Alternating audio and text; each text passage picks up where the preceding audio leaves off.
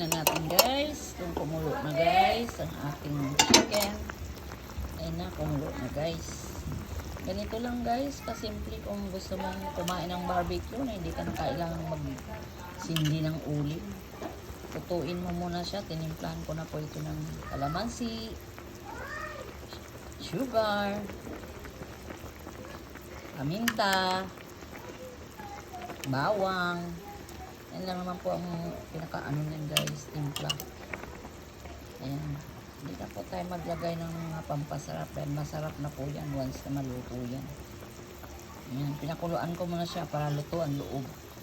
After that, tsaka natin siya iba-barbecue sa kawali. Ito na ang ating barbecue. Ayan na guys.